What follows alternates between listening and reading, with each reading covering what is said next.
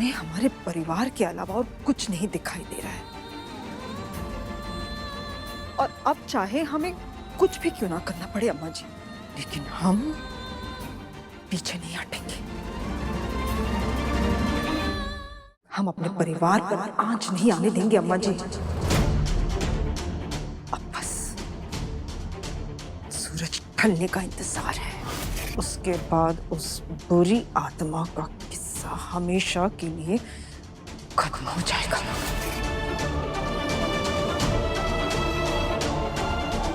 लेकिन अम्मा जी,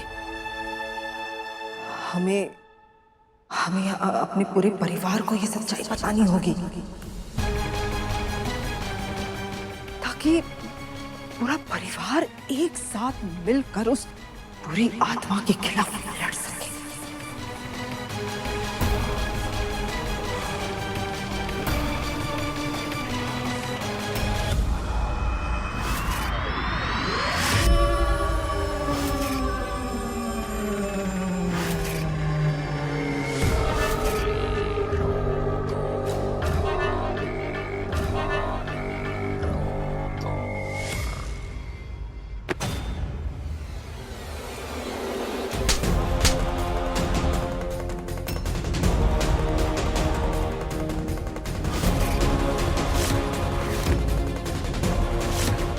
समझती क्या है तू खुद को?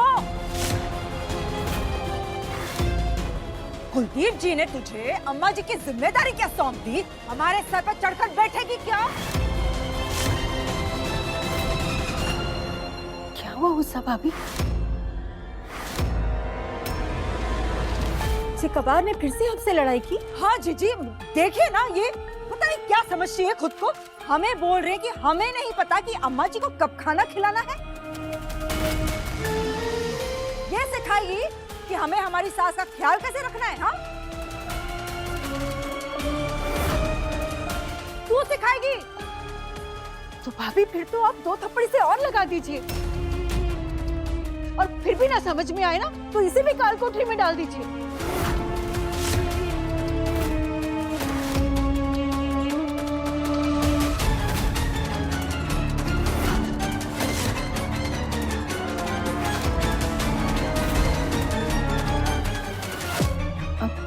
क्या सोच रही हैं आप भाभी? बताइए इसे 2 थप्पड़। हाँ,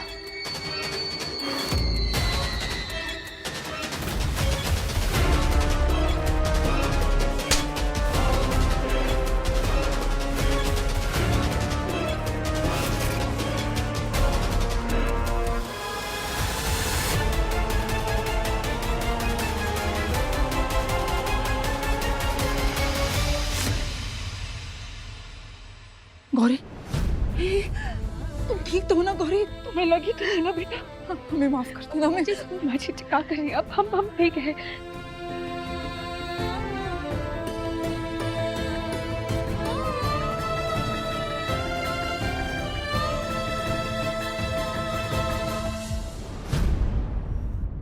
उषा को कहा तो गौरी को 2 थप्पड़ लगाने को थी, लेकिन उषा ने लगाया 1। कोई बात नहीं, जय साहब भी चल चुकता करवा देंगे। जीजी, आपने उषा जीजी को देखा है क्या? हम बहुत देर से उन्हें ढूंढ रहे हैं, पता नहीं कहाँ है। अरे वो तो अम्मा के कमरे में है। लेकिन तुम्हें क्या हुआ? तुम क्यों इतना सच के घूम रही हो? वो हमारे गांव में विक्रम उत्सव का मेला लगा है ना, बस वहीं जा रहे हैं। हम और जीजी बचपन से वहाँ जाते हैं, बहुत सारी बचपन की यादें जुड़ी हैं उस मेले से हमारी। अच्छा है, अपने बच्चे नहीं हुए तो क्या हुआ, इसी बहाने अपना बचपन फिर से जी लो।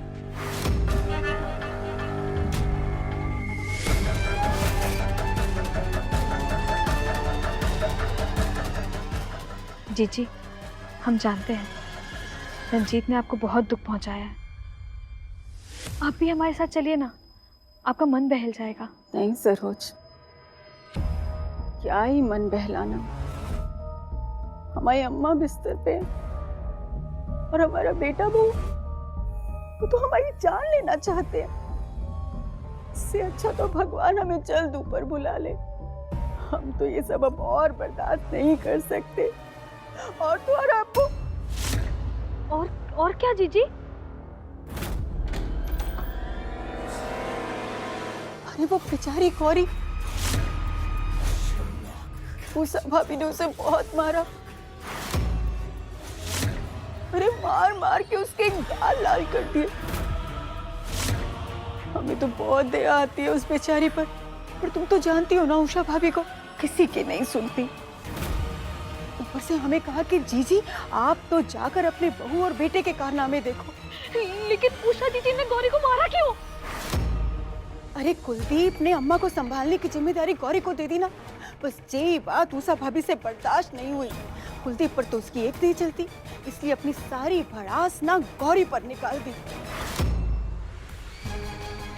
एक बार तो हमने सोचा कि जाकर रुद्र को बता दे, लेकिन फिर सोचा कि रुद्र कहाँ अपनी माँ के सामने अपनी पत्नी का पक्ष लेगा।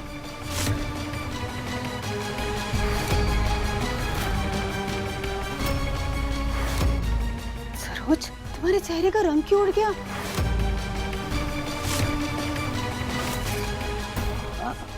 अरे रुद्र, तुम कब आए छोटे?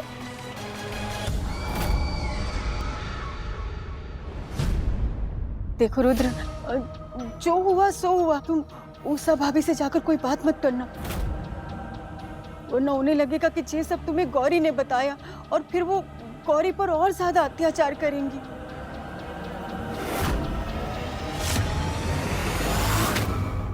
अरे चिंगारी लगा दी है, अब बस आग लगने की देर है।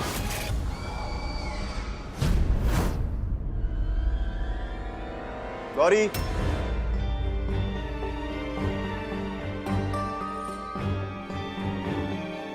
गौरी,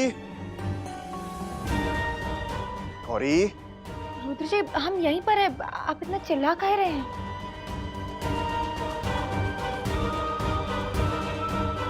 गौरी, हमारे लिए टॉवल और कपड़े निकाल दोगी?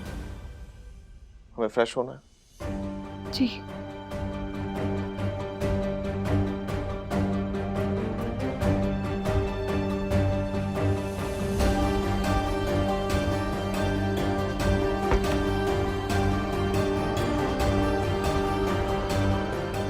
जी, जी लीजिए।